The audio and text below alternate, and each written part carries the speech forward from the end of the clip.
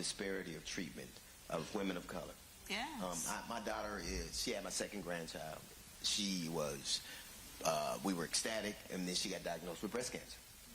And had she not, and women in certain regions of this country, their health outcomes are just disparate depending on what area of the country they live in, what kind of access they have to. That's right. And the fact that because she's married to a doctor, and we were, fortunate to be able to get her what she needed, it is working out for us. But I know so many people in her journey that I heard about that didn't. And the fact that you addressed that and have done, you and your administration have taken steps to make sure that that not only is heard but addressed. That's something I've heard you talk about a lot too. Well, and you're right. I mean, we could have a long conversation this afternoon about health disparities and the intersection between that and racial disparities. I mean, maternal mortality is something I've been working on for years. Black women are 3 times more likely to be diagnosed, to actually die in connection with pregnancy. Native women, twice as likely. Rural women, 1.5 times more likely. And when you look into the reasons, yes, it is about availability of affordable care. It is also about racial bias. Sure. And so that is something I've been working on for years. In fact, most recently, I'll tell you, I know it's not on the Economic Opportunity Tour, but I'm going to connect it. When I became vice president, as a continuation of this work, I took a look at which states had extended coverage for women on Medicaid for postpartum care from 2 months to 12 months. So I took a look at this. So women on Medicaid, only 3 states had extended it to 12 months. So I'm not above shaming folks. Right. So I issued a challenge to the states: extend coverage for women on Medicaid to 12 months. And as of today, 46 states have done it. And these connections are very real in terms of economic health and well-being and issues like access to affordable health care. The other thing I just don't want to overlook is the student loan debt piece. And also, DL, we've talked about this. The things that we have achieved have not been without great opposition. Right. Right? So student loan debt, you all may remember, we actually had a much more ambitious plan, but there were forces working against that. Sure. So then the president said, well, I'm going to go and do it on my own to the extent I can without Congress or without the courts supporting this. And so we have now forgiven over $150 billion of student loan debt for over 4 million Americans. And one of the pieces that is particularly important for me, because my first grade teacher, Mrs. Frances Wilson, God rest her soul, attended my law school graduation, and I love our teachers. We made, as part of the student loan forgiveness plan, that public servants, so nurses, firefighters, teachers, would get double the amount of debt forgiveness, because God knows we don't pay them enough as it is, and they have dedicated their lives to service. And again, it's what's smart, but it's also just what's right. It's fair. It's just fair. I think you're absolutely right, and I think that it is a shame that we live in a society that separates people like that, where women aren't making with it. I want women to get all the money that they deserve, and then give us our change back. That's what I want. I want that to start happening. You could do that too. Let me just say, I have talked to DL's wife, and she is so strong and funny and smart, and I'm just gonna say that you are lucky that you are married to her. Yes. Did she call you or something? I am here specifically because I remember when we had a conversation at the dinner we had, and it was not always, it got contentious, and I had to apologize to you because I had let a media narrative co-opt my perspective, and I think that tends to happen with women and people of color. I think that we oftentimes hear this call, this sirens call that is so mesmerizing that sometimes you believe it. And I had to apologize to you because you were a prosecutor. I grew up in California. I love that state, and what I saw happen to it, I equated it with elected officials, and I lumped you in with it. But some of the things that I have subsequently come to learn about you not only make me proud of you, but make me be an advocate for you. I'm proud of the things you've done. I'm proud of what you're trying to do for this country, this administration is trying to do for this country. And I can say in front of them, I'm sorry that I ever let somebody tell me what I should have known from the beginning. And I'll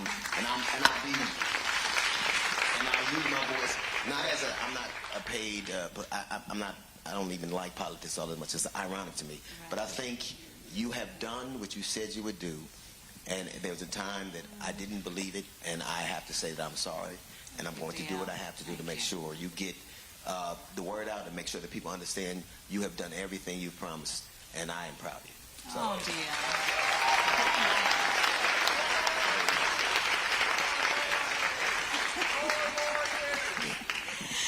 Wait till everybody else jumps in, all right? Come on, man. No rhythm. So, one of the other things, first of all, thank you, dear. You're very welcome. Thank you. That means so much more than I can say. I do want to mention one of the many other things we're doing that, again, to your point, is about acknowledging the disparities. Federal contracts. So for how many small business owners do we have here today? Wow. Okay, right.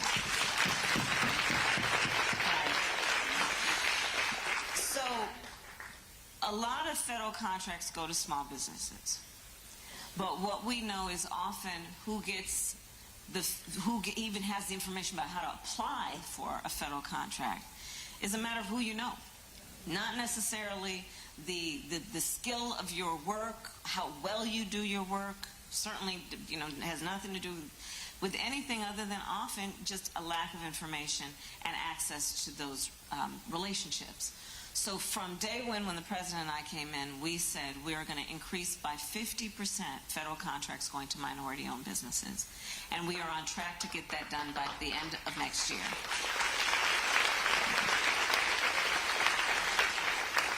And I mention that to say that the work that we have been doing is about creating incentives for folks to apply, but also holding the federal government to account for measuring how we are doing this work and being intentional about it. And I think that's so very important.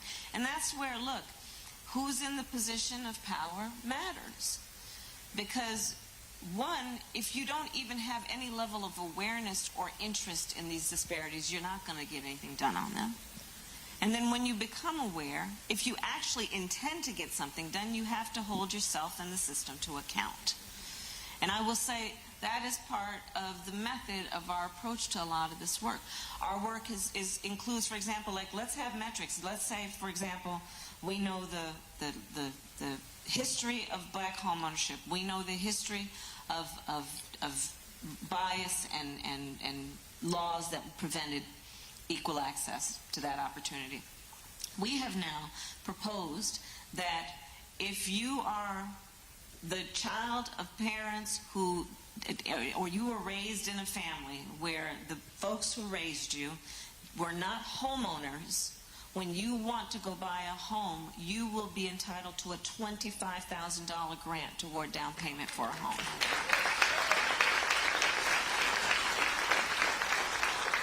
Again, acknowledging the realities of it all. If your parents owned a home and then you as their child say, I want to go buy, then your parents will likely have the opportunity and ability to say, honey, you don't have to go take out that big loan. I'm going to take some equity out of my home to help you with that down payment. And that's how intergenerational wealth works. But if you start with nothing, how are we going to give people those opportunities? And so it's about acknowledgement and then pushing through the actual policies that are not just about lip service, but actually making a difference. You seem to be having, and hearing you talk, you have a different approach. I think that there are people who think that the top-down works best. There are people who believe that you can build a house with the roof first. There are people, right. They do, they believe that. And any construction man can tell you that ain't possible. Right. And there are people who believe that because when you're talking consistently about small business owners and people being entrepreneurial. Those are ground up. Those are foundational kind of things. And it really does depend on your life's experiences, how you view things, and in terms of the way that you lead. So tell me a little bit about why you see things that way. Because this politics is, if it's nothing else, it also is transactional. So why do you see the approach of top of from the foundation up being the best approach to taking America even into the next centuries and decades? So in particular, my focus on small businesses, which extends back to my years in the Senate when I was a part of getting $12 billion more into our community banks, and I know we have many community lenders who are here, is because those lenders are in the community. They know the resources, they know the capacity, they know the desires of the community, and can also then assist and support getting people information around things like financial literacy. In fact, one of the announcements we're making today is putting hundreds of millions more dollars into advisors and consultants here in Milwaukee, for example, over a dozen, that will, for free, give people financial literacy information, how to apply for loans. Community banks give information about to a small business. This is how you run a payroll. This is how you deal with your business taxes. I was talking with one of the CDFIs earlier who has a booth here. There are many booths, so I encourage everyone to go and stop by them. There's a lot of information. Who was telling a young man who's a small business owner, there's a difference between a bookkeeper and an accountant. And you need to know the difference. Because you got to, keep all that straight, but then also so you can actually create a business model out of what you are doing now that would allow you access to growth. Yeah. But a lot of my focus on small businesses then, it is because small businesses employ over half of America's working population. But also, when I grew up, I had my mother who raised us and a second mother, Miss Shelton, who we lived in the apartment above the nursery school that she owned and ran. And she was the second mother. When my mother was working late, she would take care of us in the evenings and sometimes on the weekends. And Miss Shelton ran this nursery school, and it was a small business. And, she was from Louisiana, but part of that exodus of folks that moved to California. Right? Yep. And she was not only a small business owner and leader, but she was a civic leader. She was a matriarch of the community. She counseled young parents. She hired locally. She mentored. And that's who our small business leaders are. And so when I think about it, it's about investing in America's prosperity and a broad-based economy, but it's also about investing in communities and the civic fabric of communities that contributes to the economic health and well-being. And that's where my passion comes from and why I do this part of the work that I do. Hearing you talk, one of the things that I consistently hear you say is information. Yeah. And one of the things people of color would deny was information. Yes. We don't want you to know anything. And there's so much misinformation. And because I remember when we grew up, all the men I knew would have newspapers everywhere. Yeah. They would read it. It was in your cupboards, and you wrapped your glasses in it. Information was everywhere. Like you could get a good whooping for messing with the paper before your daddy finished it. You can mess with them funny papers, just don't do nothing else. Right. Information was important to us, Yeah, and I that's think true. that there are people who want to deny us access to information because of the power it unleashes. Some of these things have existed, but just even highlighting them in a way that makes it more accessible to people, that make it more reasonable, more attainable to people. And so having a conversation that not only talks about what you have done, but the pathway to showing people what is available to them just from accessing things. And I think that's an important approach. I know you have to go, but... Well, let me just add something to your point. We are all afternoon. We won't be, though. This is what is frankly facetious and wrong about the Bootstrap Theory. Yeah. Right? Just pick yourself up. If you want to do better, you would do better. It must be some sign of your character. Yep. And a flaw in your character that you're not doing as well as I am doing. instead of understanding that not everyone has access to the information, but when they do have access, then there's no, as I said earlier, no lack of ambition, aspiration, good ideas, work ethic. There's no lack of any of that. Yeah. And that's why I'm doing this tour. And that's why I'm doing this tour, because we are now dropping trillions of dollars on the streets of America. Joe Biden and me and our administration, many of the leaders who you just met. And I want to make sure that everyone who needs to know how to be a part of this actually has the information to be able to then do the work. I'm proud. Like I remember when you were talking about the infrastructure, and you were talking about the Department of Transportation. Yeah. Well, like I remember Sugar Hill was in California. Yeah. They started the 10 freeway in a black neighborhood that had already pulled itself by That's Bootstrap. right. See, a lot of times they'll have a conversation with us after you've taken our boots, then you say we never had any. But the Department of Transportation built deliberately through neighborhoods of color. And the fact that They called it urban planning. They call it urban planning. Those freeways cutting through neighborhoods On purpose. all over the country. And if you know the history of that, and find an administration that is dealing with it and to the best they can, like whole neighborhoods. In Dallas, a neighborhood, the wealthiest neighborhood, was owned by a black man named Bob Jones. They took it with the Army Corps of Engineers and the city planners. So the fact that Renewal, they used to call it urban renewal. Yeah. The fact that through your administration and through the infrastructure bill that you guys passed, you are finding ways to it's certainly not reparations, but it is a level of restorative justice where you say, we did this, we're going to try to do this to kind of to undercut some of the damage we've done. That's important too. Well, we want to be intentional. But to your point, for example, it's something else that we've done. The rule has been for a very long time that previously incarcerated people cannot be eligible for small business administration loans. We have now gotten rid of that. So now, the fact that someone was previously incarcerated will not render them ineligible for a small business loan. Because here's the thing. We believe in second chances. I believe in redemption and the ability of all people to be able to come back, and we need to give them the ability and opportunity to do it. Here's another thing that's very important, and I ask all the leaders here to help us get this information out, which is why we have invited the leaders who are here. You are business leaders, you are opinion leaders.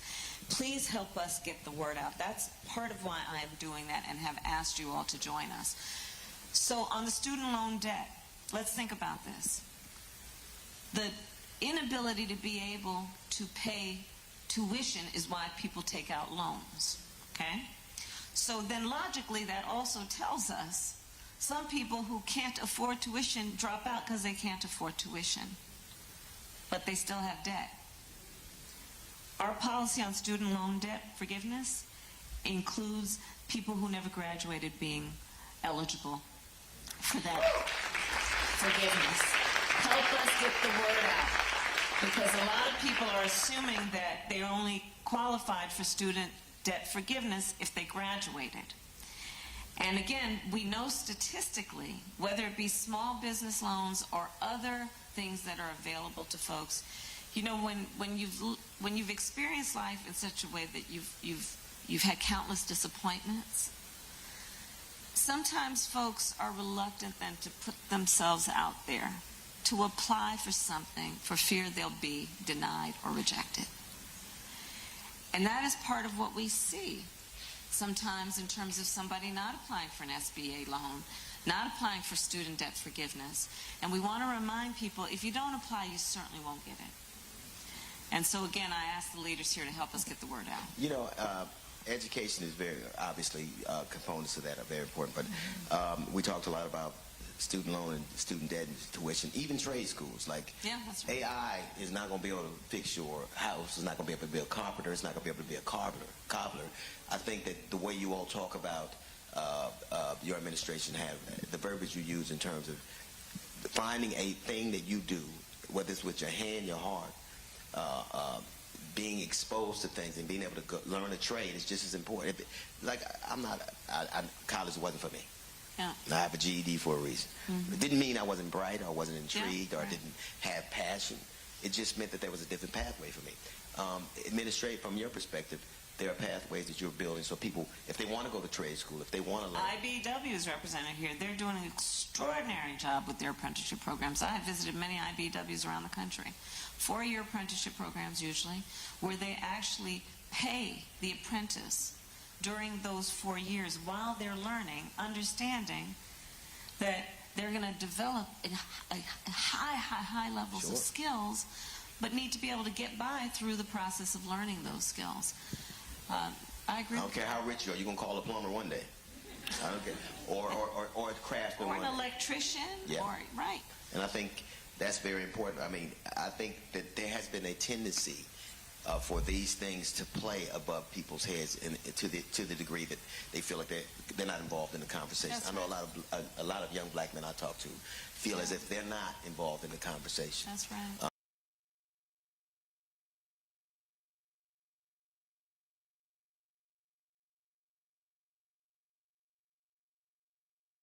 Starts with fulfilled leaders. That's and right. if they feel like no one's talking to them, if they feel like nobody's addressing their concerns or their needs, That's right. That's going to be a problem. And everybody wants to be seen as a full human being, right? And that's part of, in summary, a lot of what this tour is highlighting is the various things that we are doing to acknowledge the various dimensions of who we are, but in the context of economic opportunity, be it debt, be it home ownership, be it access to loans, be it access to counseling and the services that help people know how to start a business and keep a business. There's a method to the madness, if you will, which is truly about seeing a whole human being and understanding that when we give people opportunities, this is the beauty of human nature. When you set a high bar and give people the opportunity to jump for it, I've seen it throughout my career in life. People go for it every time. Mm-hmm. Every time. That's the beauty of human nature. Yep. You give people the ability to know that they have the resources to actually grab that thing. The beauty of human nature, people go for it. It's one of the. Somebody once said that you give information with a spoon and not a hammer. Yeah. You know what I mean? That's right. It has to be digestible. You have to understand. That's right. And I think that things like this, being accessible, answering some of those Right. questions, addressing some of those concerns. Of course, you're going to do this a lot. But I'm glad to be here with you. I'm glad you are, DL. And I'm glad you got some steak last night. I'm going to get some today, too. And it's way legal. I'm just playing. Listen,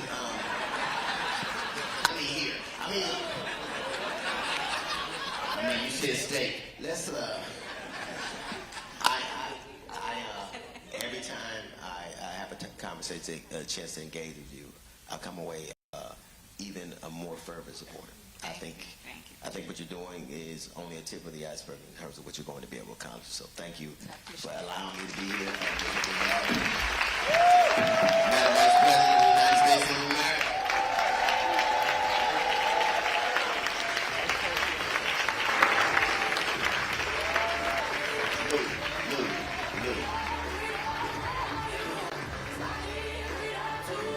Is this an Android?